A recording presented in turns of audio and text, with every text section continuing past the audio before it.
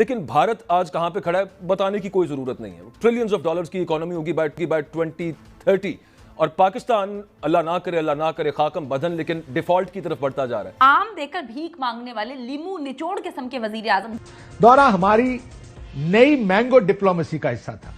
भाई आम ना लेना आम के बदले, ये तो मशहूर है भीख मांगने वाले। इस सिचुएशन में जब मामला जो है वो हद से बढ़ चुका है तो किस तरह से फिक्स किया जा सकता है इकोनॉमी को, और जो अभी हम रूजवेल्ट होटल की निचकारी का सुन रहे हैं और एयरपोर्ट्स की निचकारी का सुन रहे हैं, तो आपको फिर बात करना पड़ेगा आईएमएफ के साथ, एंड यू हैव टू। इसलिए आपके जो दोस्त हैं और जो भी हैं उन्होंने कह दिया है कि आईएमएफ प्रोग्राम रहेगा तो हम आपके साथ हैं, वो नहीं रहेगा तो मुश्किल। देख रहे हैं कि डिफॉल्ट की बातें की जा रही हैं। डॉलर की कदर आज फिर बढ़ गई है 8 रुपए। डॉलर की ऊंची उड़ान है जी। लग रहा था कि मामला स्टेबिलिटी की तरफ आएगा, लेकिन नहीं।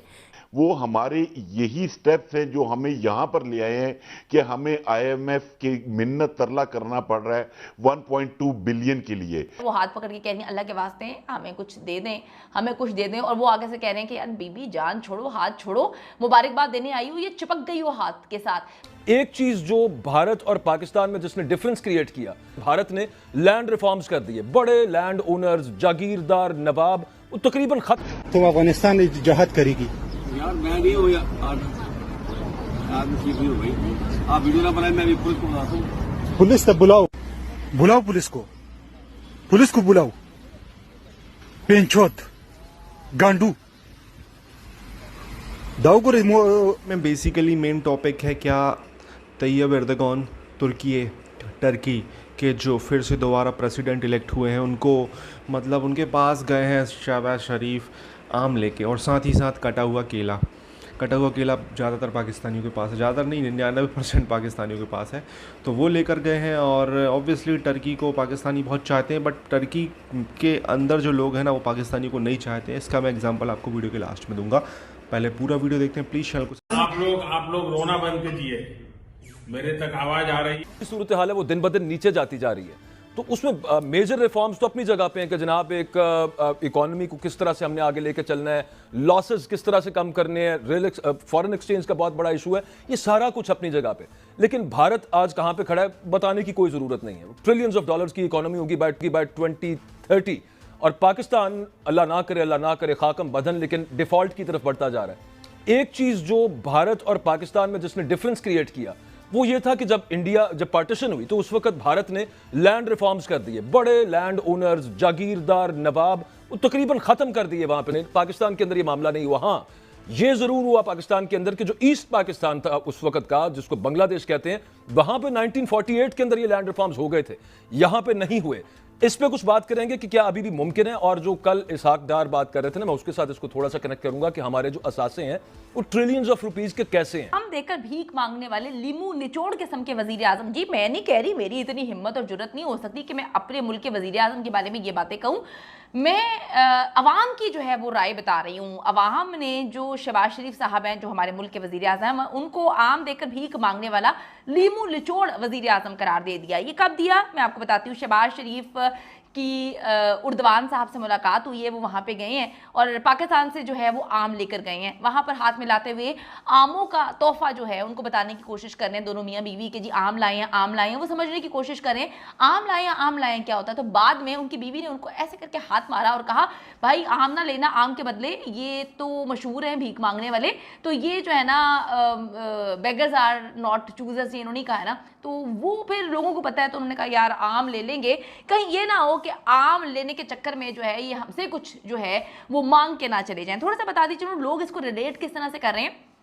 साबिक वज़ीर आज़म पाकिस्तान जो मोहम्मद नवाज शरीफ साहब हैं, उनकी मुलाकात हुई, ओबामा से इंटरव्यू चल रहा था। हाथ में आपको पता है पर्चियाँ होती हैं, पर्ची के बगैर तो एक लम्हे नहीं चल सकते। बिल्कुल मैं यही बात कहती हूँ कि पाकिस्तान की आवाम जो है वो पर्ची सिस्टम पर कैसे ट्रांसफ़र हुई, वो तब ट्रांसफ़र हुई जब नवाज शरीफ और शहबाज शरीफ साहब जो है, बड़ी इज्जत करती हूँ, बड़ी मोहब्बत करती हूँ, मुझे बड़ा प्यार है इन लोगों से, क्योंकि पाकिस्तान का कीमती असासा हैं ये लोग, ये दोनों जो हैं कीमती असासा हैं। तो इन्होंने हमारी जो यंग जनरेशन है उसमें पर्ची सिस्टम जो है वो मुतारिफ करवाया। डॉलर की ऊंची उड़ान है जी।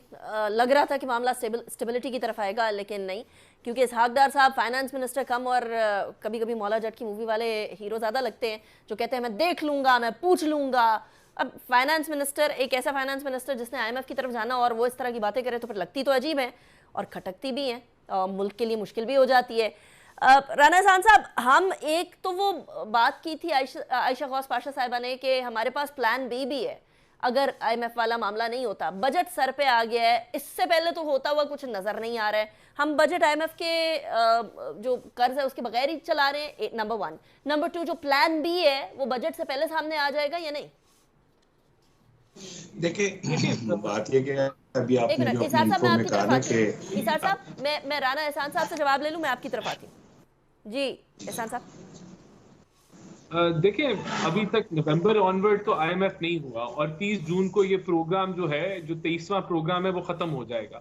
तो हम एक तरीके से प्लान बी के ऊपर मौजूद हैं, जहां हम एक करंट अकाउंट सरप्लस जो है वो क्रिएट कर रहे हैं।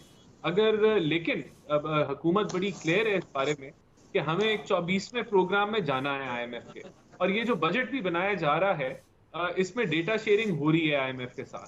जहां तक ऑलरेडी IMF की शराइत है, देखें अभी भी हम पूरा PDL चार्ज कर रहे हैं। हमने सारी मुमकिना तौर पे जो शराइत हमें समझ आई हमने मुकम्मल की, और हम IMF के ही रूट के ऊपर चल रहे हैं। फिस्कल डेफिसिट पिछले साल के फाइनेंशियल ईयर से कम होगा, हम फिस्कल डिसिप्लिन हमने बेहतर किया है। तो कहने का मतलब ये है कि आने वाला हम प्राइम मिनिस्टर साहब जो हैं वो भी IMF के हेड को ये बता चुके हैं कि हम लोग we will be needing another IMF program. तो ये वे फॉरवर्ड है। हम ऑलरेडी उनसे बातचीत कर रहे हैं, जो बजट है उसके नंबर्स भी शेयर कर रहे हैं। तो हम लोग वो हरकत नहीं करेंगे जो इमरान खान जाते हुए कर गया था। हम लोग जो है हमने अपनी पॉलिटिकल कॉस्ट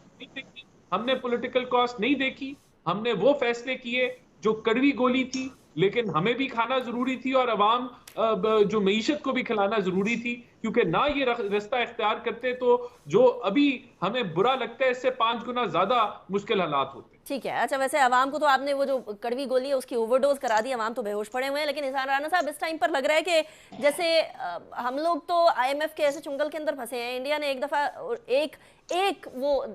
IMF के पास गए, उसके बाद वो सीधे हो गए, मतलब दे फिक्स्ड एवरीथिंग। हमने फिक्स नहीं करना, ये फिक्स ना करने वाली नेचर जब तक नहीं जाएगी तब तक तो हम इसी तरीके से कशकोल लेते फिरते रहेंगे। देखिए बात ये कि आपने अभी जो इंट्रो में कहा था और मैं समझा कि आप मुझे कह रही हैं, क्योंकि 2 रानों में हम आज मुझे समझ नहीं आ रही थी कि केड़े राने की गल हो रही है। तो मैंने एहसान साहब के यहाँ पे इसार और एहसान मिलते जुलते भी थे।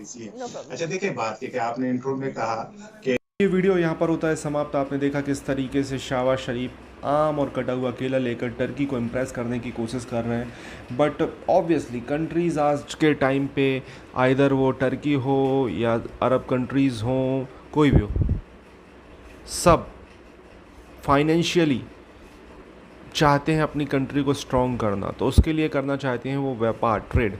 पाकिस्तान ना फाइनेंशियली स्ट्रॉन्ग है, ना पाकिस्तान के पास ट्रेड है, ना पाकिस्तान के पास कुछ ऐसी चीज़ है जिससे कि पाकिस्तान बता सके दुनिया में कि वो एक ऐसी कंट्री है जो कि जिसके अंदर पोटेंशियल है आगे बढ़ने का। नहीं है, पाकिस्तान के पास एक पोटेंशियल है, हमेशा से था, भीख मांगने का।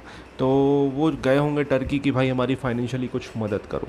टर्की की भारत ने अनडाउटली, आपने देखा होगा अनडाउटली किस तरीके से, बिल्कुल जब अर्थक्वेक आया था बहुत ज़्यादा मदद की थी और बिना सोचे समझे हमने बिल्कुल वहाँ पे सब कुछ भेजा और बिना किसी स्वार्थ के मदद की।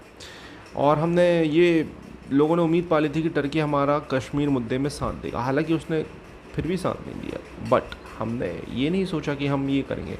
ये एक मानव सेवा भारत की है, सदियों से चली आई। अच्छे कर्म पे आप विश्वास करें, आपके साथ अगर बुरा होता भी है तो भी आप अच्छा करें, क्योंकि कभी ना कभी आपके साथ वो साइकिल बैक होगी और आपके साथ अच्छा होगा। ये हमारी एक आइडियोलॉजी है, गीता हमें यही उपदेश देती है, कर्म ही पूजा है, हमें अच्छे कर्म करना चाहिए, हमारे साथ फिर अच्छा होगा। और देखते हैं अब टर्की पाकिस्तान को क्या देता है। मुझे तो लगता नहीं है बाबा जी के ढुल्लू के अलावा कुछ देगा। और पाकिस्तान के प्रेसिडेंट हो या प्रधानमंत्री, उनकी कोई औकात नहीं है। पाकिस्तान का जो आर्मी चीफ है वही है। और एक क्लिप स्टार्टिंग में देखा होगा, कमर जावेद बाजवा को किस तरीके से इंसल्ट किया जा रहा है। एक्स आर्मी चीफ है, इस तरीके से इंसल्ट किया जाता है। उनकी कनाडा में फ्रांस में कहाँ कहाँ कितनी प्रॉपर्टी है। ये लोग हैं पाकिस्तान के असली लुटेरे। तो आपको क्या कहना है, ये लोग हैं पाकिस्तान के मोहम्मद गजनी, गौरी, जैसे पहले लुटेरे हुआ करते थे ना, आज के गौरी गजनी ये लोग हैं। प्लीज़ चैनल को सब्सक्राइब